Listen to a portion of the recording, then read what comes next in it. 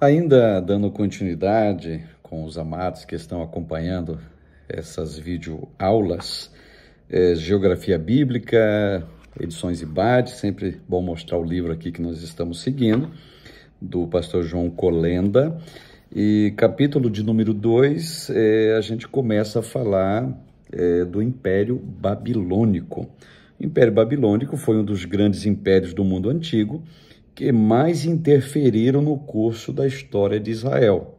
Esse império, juntamente com o Império Assírio, que tratamos na última parte do vídeo aula, eles interferiram diretamente no curso da história da nação israelense, com toda certeza. Se alguém te perguntar quem são os dois impérios que interferiram muito nessa questão, pode citar aí, sem medo de errar, o Império Assírio e, evidentemente, o Império Babilônico.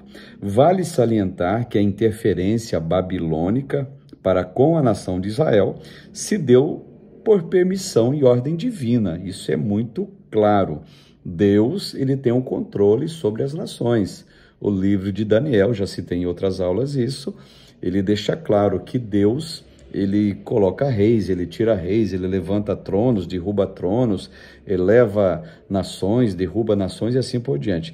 Ele é rei dos reis e senhor dos senhores, isso é claro. Já que esse grande império serviu como vara de correção de Deus para com a sua nação desobediente.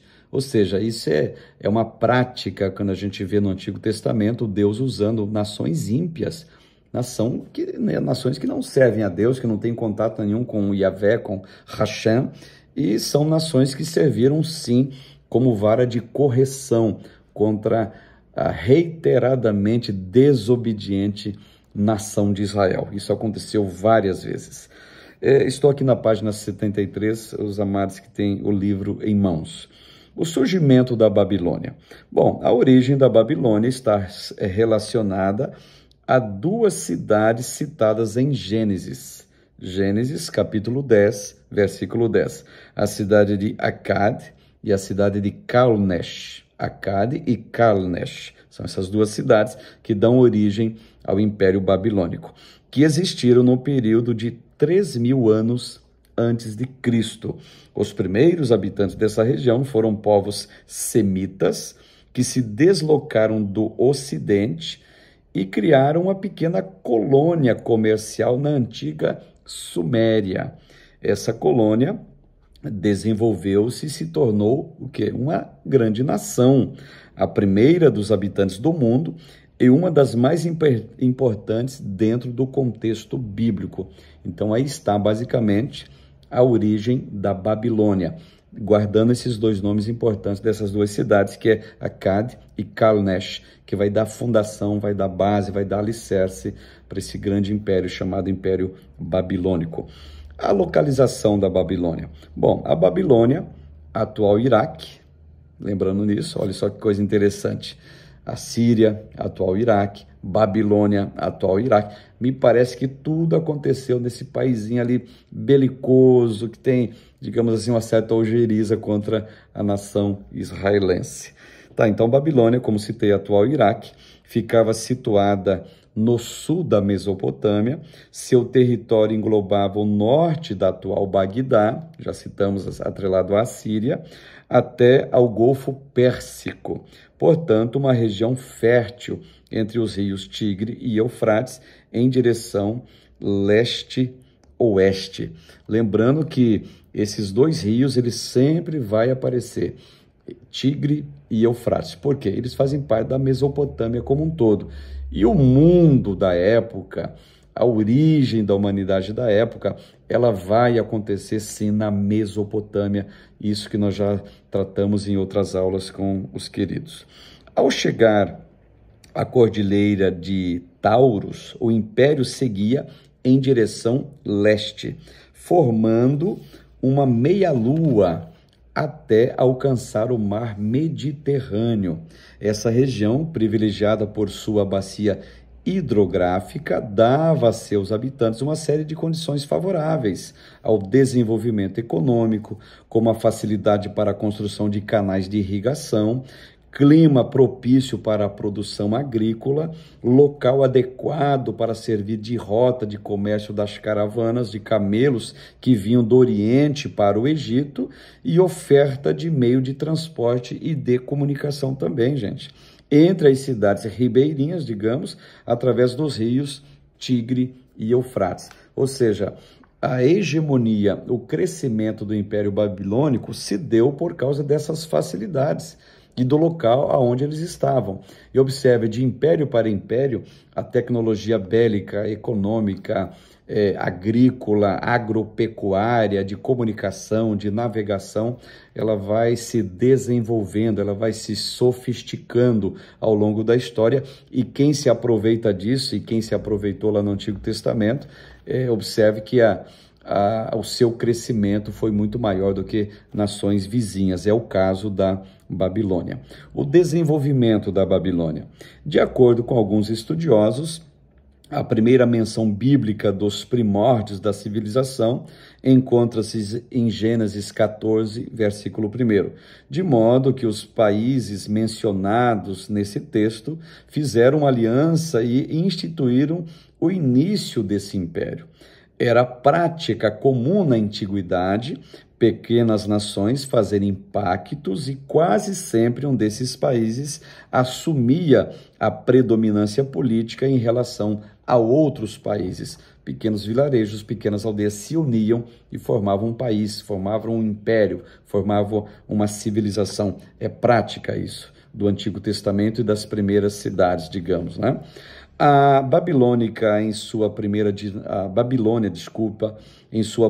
dinastia, que foi do ano 2036 até 1731 a.C., teve Hammurabi, o sexto rei, reconhecido como o mais importante devido às suas habilidades administrativas, militares e políticas. Como filho do rei, ainda bem jovem, ingressou nas fileiras militares, chegou a um posto de comando que lhe permitiu um vasto conhecimento estratégico. Segundo o teólogo Schultz, ele cita o seguinte acerca de Hammurabi, abre aspas, por volta do ano de 1700 a.C., Hammurabi, que fizera evoluir a pequena cidade de Babilônia num grande centro comercial, esteve em condições de conquistar Mari com seus extensos domínios. Não somente dominou o Alto Eufrates, senão que também subjugou o rei Sami Haddad I, cuja capital estava em Assur, sobre o rio Tigre. Só para vocês terem uma ideia, essa citação do teólogo Schultz traz a amplitude do que era a postura, a estratégia desse grande rei chamado Hammurabi. Eu acho que vocês já ouviram falar sobre o Código de Hammurabi. Pois bem, o Código de Hammurabi, que era uma espécie de uma legislação, ele é oriundo, digamos assim, da mentalização desse rei chamado, por seu nome também, Hammurabi. Qual era a religião da Babilônia? Estou aqui na página 75 do livro do Ibad. A religião do antigo Império Babilônico apresentava um sistema bem peculiar. A estrutura de adoração era politeísta, uma vez que tanto os ídolos como os reis e príncipes do império, eles eram venerados como divindades. Além do panteão mentalizado por eles, o panteão, digamos assim, metafísico, o panteão imaginário, espiritual, os reis, os príncipes também eram venerados, se curvavam diante deles como verdadeiras divindades para a sua época. Então, cada cidade possuía sua própria divindade, a qual servia para a veneração de outros deuses. A cidade de Ur, por exemplo, tinha o centro de adoração do deus da lua, denominada Sin, apenas para abrigar o deus daquela cidade. A prática dos cultos era realizada nas casas, de acordo com as suas crenças. O homem era composto de corpo físico e do espírito, e após a morte física, o espírito continuava com vida, ou seja, existia uma espécie ali de um tosco espiritismo já prefigurado dentro, embutido na religião babilônica. Aqui vou citar também sobre a etnia cassita. Eu estou aqui na página 75 para vocês acompanharem. Os cassitas foram uma etnia durante um período, no caso, controlou o Império Babilônico. Não existe confirmação sobre a origem étnica do povo cassita. Coloca uma data de 1730 até 1350 a.C., no caso. A teoria, observe isso aqui, é uma teoria mais aceita, é a de que migraram da Turânia, localizada nas planícies de Turã, entre as repúblicas do Cazaquistão e do Uzbequistão atual. Ou seja, esse povo estava transitando ali para dominar. Hoje, se fosse o caso, essas duas nações aqui seriam os cassitas da época. O lugar exato fica ao leste do Mar Cáspio, entre o mar e as montanhas de Kopetdag. Esse povo era de fácil adaptação a qualquer cultura, o que abriu caminho para se estabelecerem na Babilônia. No entanto, esse período é obscuro, pois os cassitas não deixaram relevantes contribuições na história do império. Mas, segundo teorias, conforme eu citei, esse povo existiu e teve uma época que dominou o Império Babilônico. Chegamos à página 76, quando encontramos o período neobabilônico, a Babilônia e o seu relacionamento com Israel, que é um tanto quanto controverso, tá? Um tanto quanto bem peculiar, você sabe por quê.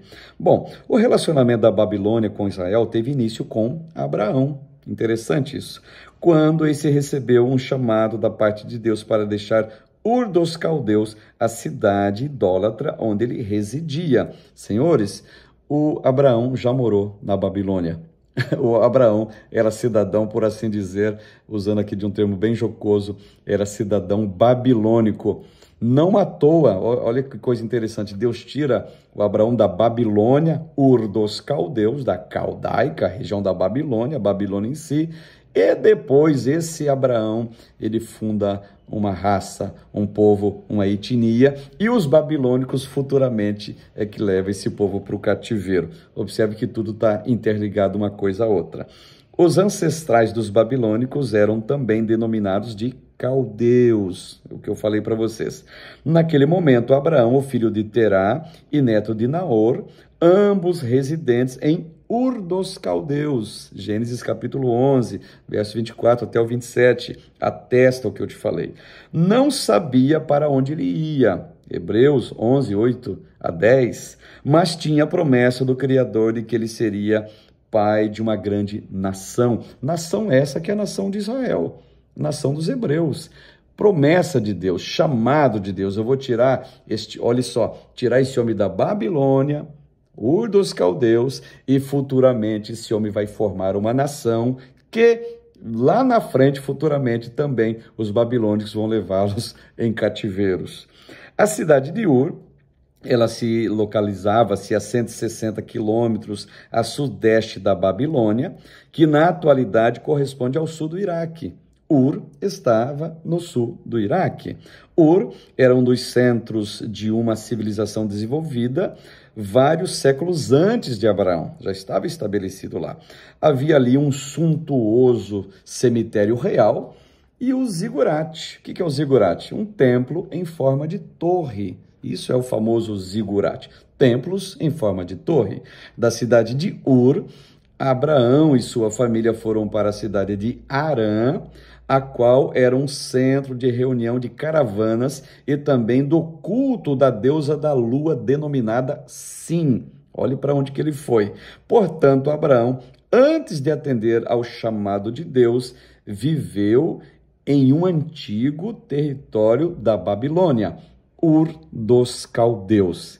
É ali que Abraão nasce, é ali que Abraão vive. Então Deus, se fosse hoje, ele tiraria uma pessoa do Iraque, tá certo? Lá de pertinho de Bagdá, para esse cara fundar uma nação chamada Israel, e futuramente esse pessoal do Iraque, da Babilônia, levaria Israel para o cativeiro. Observe que tudo está interligado. A Babilônia, o cativeiro judaico, que já citamos, já damos vários insights para vocês sobre isto, e a Babilônia, no caso, leva Israel cativo. É o Reino do Sul, agora que eu estou citando, sobre os auspícios de Nabucodonosor, digamos assim, um dos mais famosos reis babilônicos. E lá na Babilônia nós temos a figura de Daniel, nós temos a figura de Ezequiel na Babilônia também. Ezequiel estava cativo na Babilônia. Claro, ele estava entre os cativos num acampamento chamado Tel Abib, é uma palavra babilônica, quer dizer Monte do Trigo Verde, e na mesma época estava também o profeta Jeremias, só que ele não é levado, ele fica justamente no Reino do Sul.